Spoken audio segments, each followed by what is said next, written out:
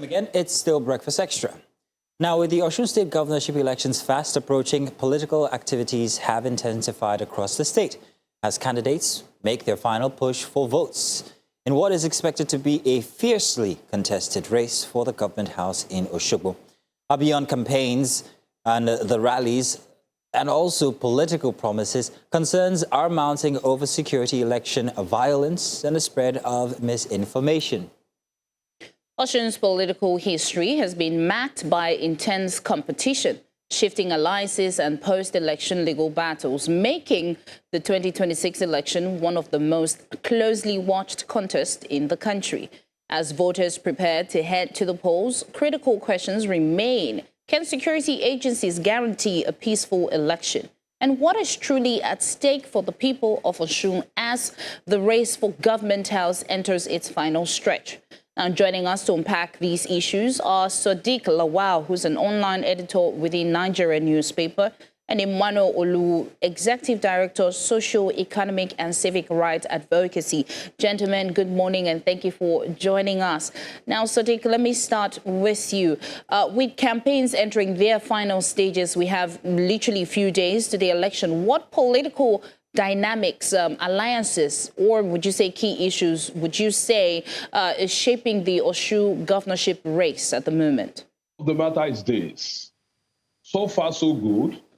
We've not had any issue-based campaign in Osun, and that is the truth.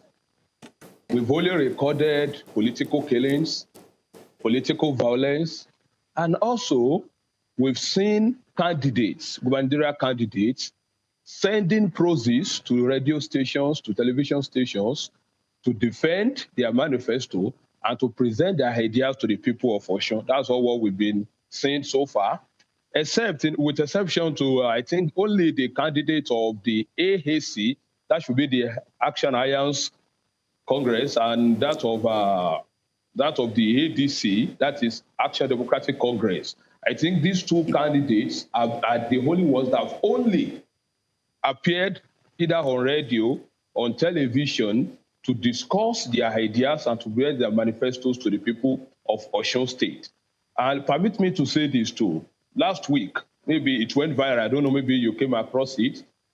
A debate was organized for leading candidates, and only one candidate appeared. Others, they did not appear. And out of the three that did not appear, only one also released a press statement explaining why he missed that debate. That was to tell you that these candidates have not been speaking to Osun.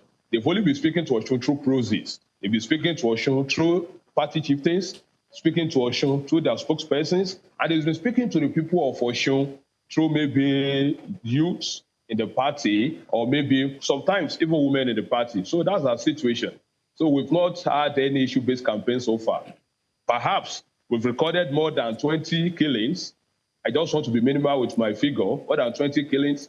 And out of all these 20 killings, only one suspect, a prime suspect to say, has been arrested linked to that killing, while the other killings, those who perpetrated those crimes are roaming around and they've not been arrested by the police. Thank you.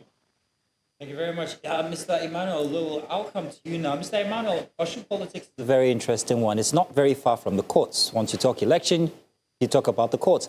And I'm wondering whether this is going to be the same instance this time here as we're running to the elections coming in about a couple of days, or more than a couple of days.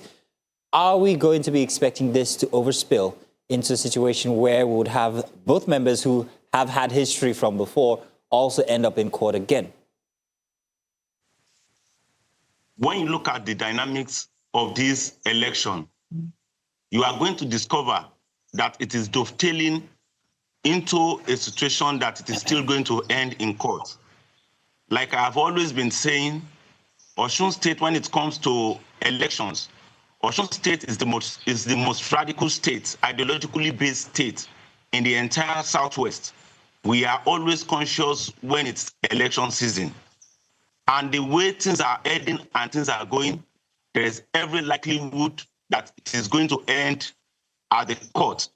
Why I am pointing at this is that, one, we have recorded a lot of killings in the state as we speak, and every one of us has admitted and know that the state itself has taken side.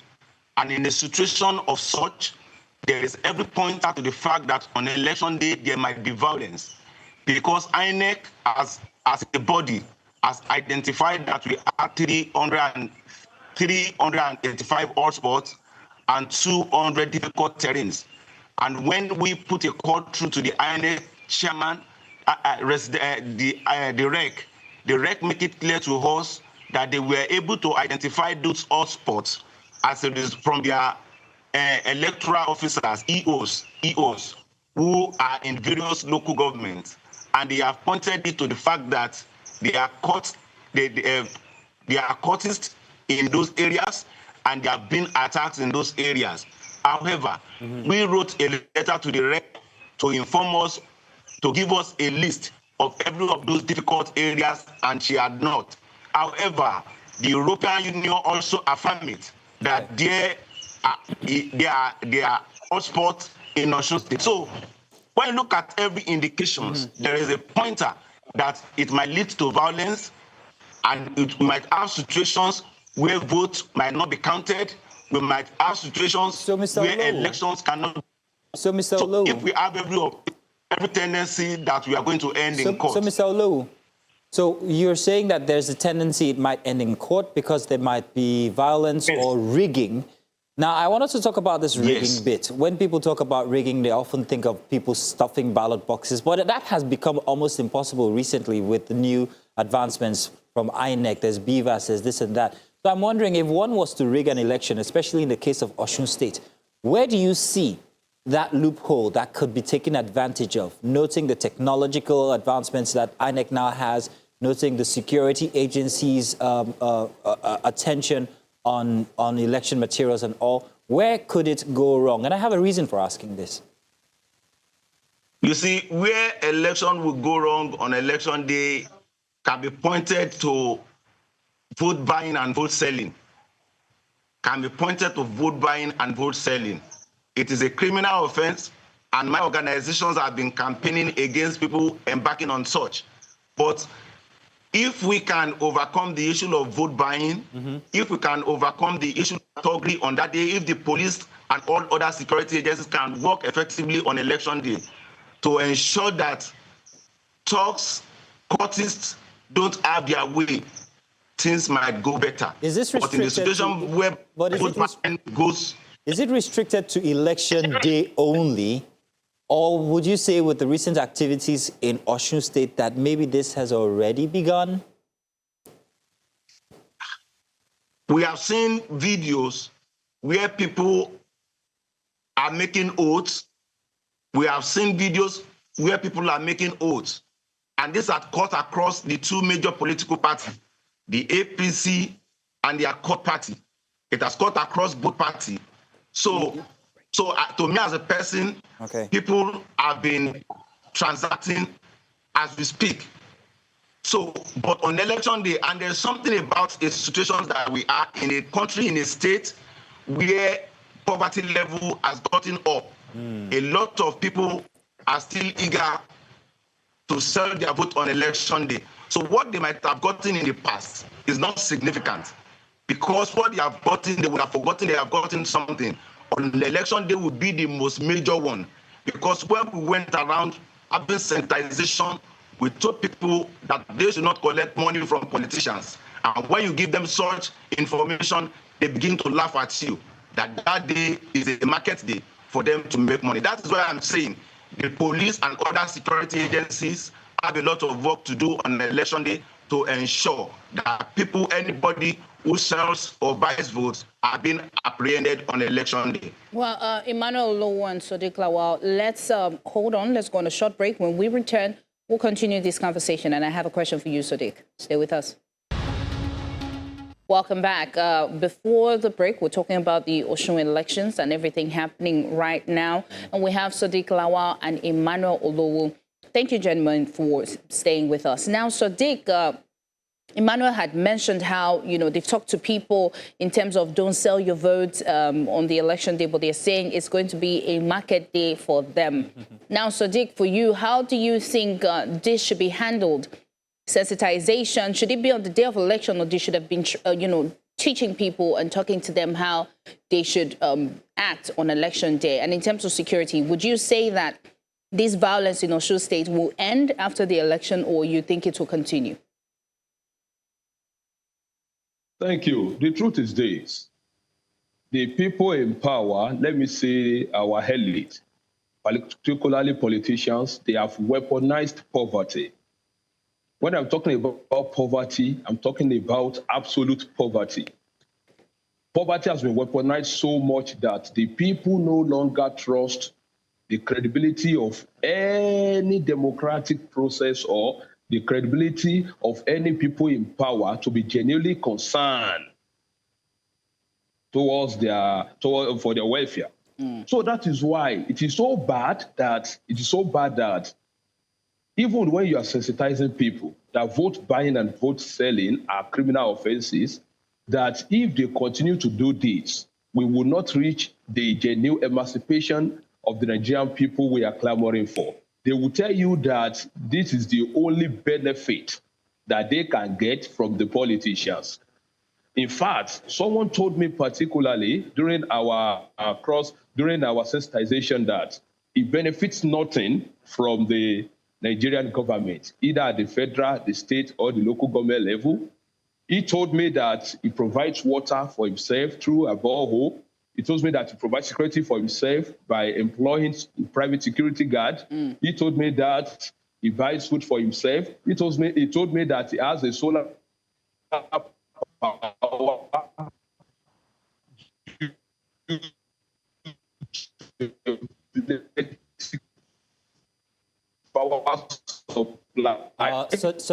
Sodiq, we're having issues with your audio.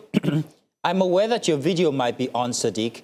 Sodiq, could you please put off your video? We are using just your audio at the moment, so I think that would be better. So put off the video and continue with what you're saying, please. We'll probably get is during the election day. I don't think Sodiq heard us. I don't think Sodiq heard us. Sodiq, please, hopefully if you can still hear us, we're going to come back to you, but would expect that you switch off your video because I think your video is still running. We were going to use just your audio from before. But Mr. Emmanuel Olowu, let me come back to you. Osun State has had a very interesting, well, it's always a very interesting case in Osun State when you have political parties or winners being reversed here and there. Initially, it was Adeleke, and he went to tribunal. It was overturned. Appeal court reversed the tribunal. Supreme Court restored Adeleke back again. That was 2022. So I'm wondering now in 2027, what political parties should actually learn from the 2022 and 2018 instances that ended up in court? What should they learn? Particularly, what kind of evidence should they learn to preserve on election day if they're going to take these materials to court? Let's leave it at that. You see, the greatest lesson that every one of us, every political party should understand is that after the election day, we need not to go into violence. We need not to apply self-help. So if we disagree, the best option for us is for us to return to court, for us to let the court itself decide on whatever will be the next step of action. No political party should take laws into their hands. And look, whatever is going to be the evidence that they are expected to present are empirical evidence. Things that can be seen, videos that can be taken. I've told a lot of people when I had the opportunity of discussing like this, I told them that political parties must be set to take videos, and whenever I'm addressing people, I always express it to them that, see, on election day, take the videos of courtists, of those who will come and attack electorate on election, take their videos. And after the elections, we are going to take it up and ensure that such people that have made themselves available to be instruments in the hands of politicians are prosecuted. So everything that they will be looking at is the forms, the elections, and look, the numbers you see, when you look at the Electoral Act itself, you are going to discover that it states that For example, in a polling unit that you have 200 voters, if the vote in that polling unit exceeds 200, the election of that unit will be cancelled.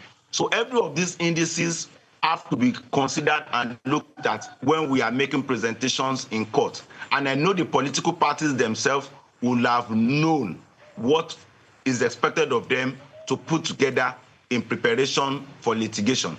Because as we speak today, there is every tendency that this election end up in litigation. Now, Emmanuel, talking about this Osun State issue, there was an 11 billion, like Mazino mentioned earlier in the monologue, where we're looking for in terms of when the account was, frozen. And of course, a lot of citizens will be wondering, 11 billion in the account, what's happening to the state? You also mentioned that, vote buying, like Sodiq said, comes from, advert poverty. How do you think the citizens of Osun State will react, knowing feeling well that they had that, amount of money in their account and there are still some things that they are lagging? Because if they had basic amenities and, life was pretty good, I don't think they'll be selling off their vote. What's your take on that? You see, when we investigate and ask some questions, we put a call through. We were made to understand that the money in question is a relief fund and it is being given to civil servants. It's talking about hardship fund and that they have been paying this money since the COVID-19 era. So if it is something that they have been paying for a very long time to ameliorate the pains that COVID-19 and the removal of fuel subsidy has placed on the Nigerian people, to me, as the person, I see it not as a crime. However, a lot of people are going to say that why is such money being distributed few days to election? But the fact is that this is the situation of our politicians. They will not make complaints when it is expected of them to make complaints. And that is why I see every one of them to be same of same. If they have been sharing this such amount of money since the removal of fuel subsidy till date, and other political party has never complained, if they are now doing same as we are putting election and you start complaining, we will begin to read meaning to it. To me, as a political, to me as an activist, a political party who is running an opposition is not just only running an opposition on paper, must be able and capable to run opposition, to investigate, to criticize administration. So if the state government claims to have been distributing this money since when when subsidy was removed, and APC as a political party and other political parties fail to question the actions of the government since about 2 years back, and you are now complaining now, is an indication that every one of them is same of same. So to me, when we make an investigation, we were told that the money in question is the money they have been sharing to ameliorate the challenges of the Osun State civil servants since when fuel subsidy was removed. Okay. Let's talk to the Mr. Sodiq. He is back. Mr. Sodiq, thank you very much for joining us back. I believe we can hear you better now. I want to go back to our talk on political violence here, especially when it comes to Osun State. It's always a case of accusation and counter-accusation, but there's never a real state where there is a prosecution when we talk about thuggery, when it has to do with elections. And I'm wondering whether these thugs operate outside of these election mechanisms or whether they're actually a part of a structure. If they are, how come we never get to see any prosecutions, even after elections, even in the case of Osun State? Sodiq? See, the truth is this. The non-state actors terrorizing the people of Osun are not ghosts. That is the truth. They are not ghosts. Yesterday in Elisha, particularly in Olowu, a party and its members were doing rally. And suddenly, a Siena bus stormed that particular event, and they started shooting sporadically into the year. The same yesterday, an Okada rider who was donning a cap of a particular political party was molested by political talks. And in Elisha, we have 5 police stations, and we also have 1 area command. Despite the fact of the presence of the police, these things are still happening. That is to tell you that, 1, it's either the police is compromised. 2, all these non-state actors that I call political talks have overwhelmed the capacity of the police. Because if none of these 2 is actually happening, I believe by now that despite the fact that the IGP came to Osun State, he made a lot of statements of assurance, yet these things are still happening. And that is to tell, see, I'm a journalist. I'm a journalist. My duty is to ask questions, and my duty is to analyze incident. But looking at the Osun election so far, the electioneering process and the acclaimed violence, all sorts of things like that, I mean the multiple allegations against the police, that the police is biased and the police is compromised. I want to agree partly with those who accuse the police of bias, and I will tell you why. When a faction of NURTW protested, it resulted into violence, and the Osun State Commissioner of Police, CP Ibrahim Goton, declared that none of this faction must approach any car park or garage in Osun State. Barely 48 hours later, a faction of the NURTW stormed one of the offices of NURTW in Osogbo. They did not only bypass the police, they also did a live video. And after that, they left. Till this moment, the leader of the faction and individuals who violated the direct directive of the CP, they've not been apprehended. That is 1. 2, 14 political parties are jostling for the ticket. 5 out of the 14 have come out to accuse the CP. They've accused him of bias, and they have accused him of complicity. 5 out of 14. If Nigeria were to be a saner society by now, and if the IGP truly will be fair in this election, if 5 out of 14 political parties, I'm referring to the Accord Party, I'm referring to the ADC, I'm referring to the AAC, I'm referring to the APP, and I'm referring to the AAC. If 5 out of 14 political parties could accuse the Osun State Police Command under the leadership of Ibrahim Goton of bias and complicity, I do not know why he has not been transferred from the state. All this coming together point to one thing, that we cannot throw away the allegations of those who are accusing the police of compromise on bias, because situations on ground point towards that. In Osun, we have recorded more than 20 killings here in Elisha, where I live. In the month of June, an Okada rider was macheted in his face because he was donning a cap belonging to a political party. The following week, 4 young people were murdered in cold blood here in Elisha.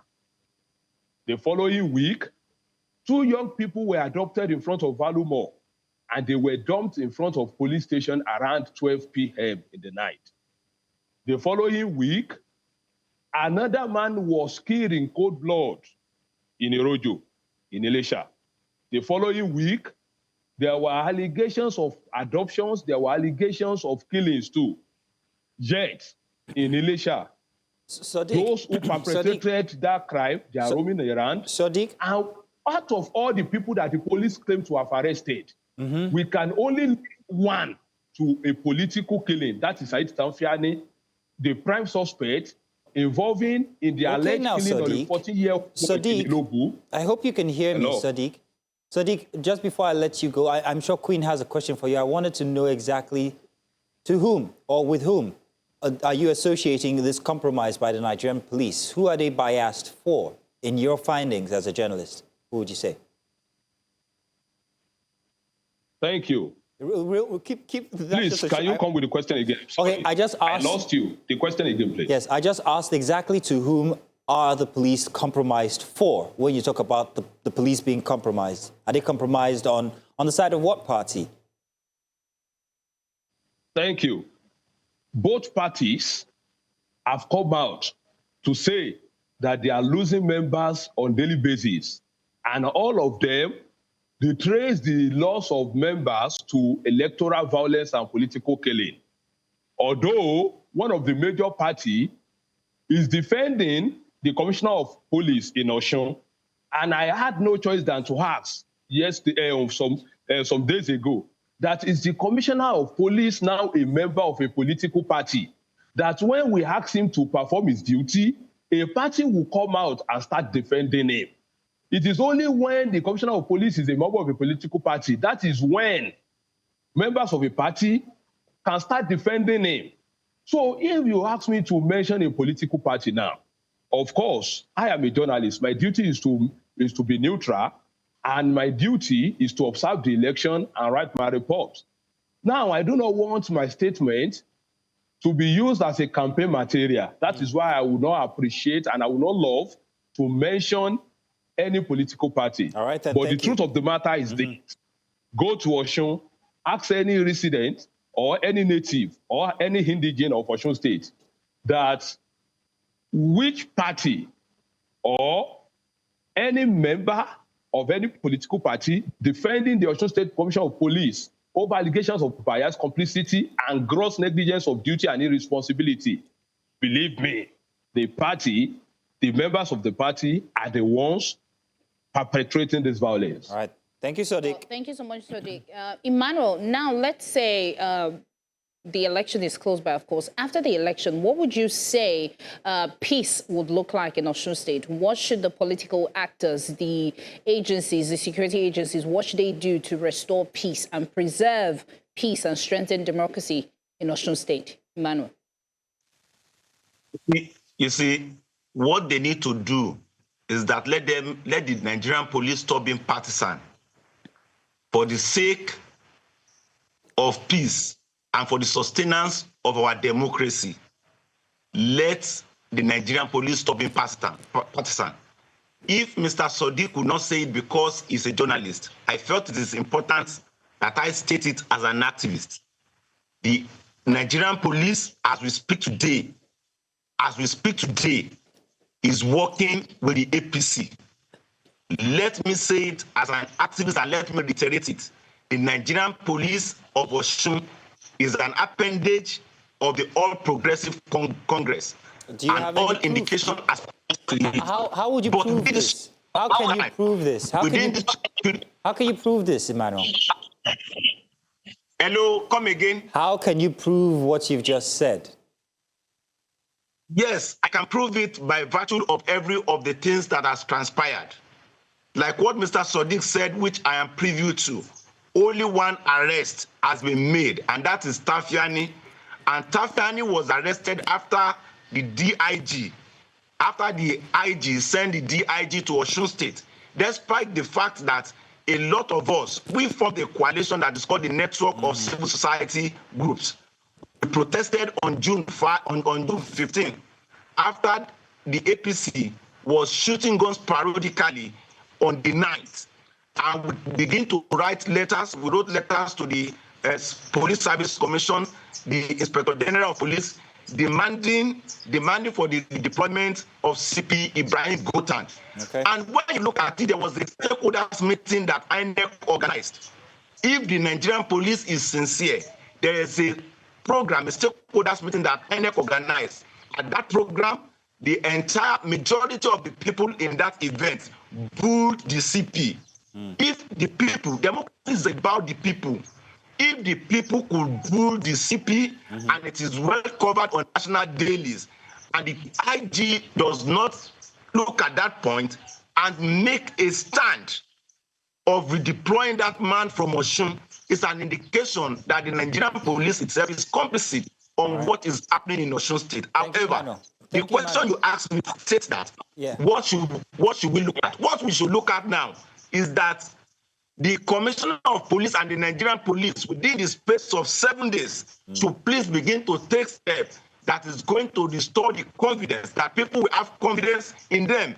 Because the situation that we are now, there might be voters apathy because the tension is rising. So if the Nigerian police can come up now to begin to make arrests, to begin to show to the people that their life and properties are secured during and after the election, there will definitely be peace.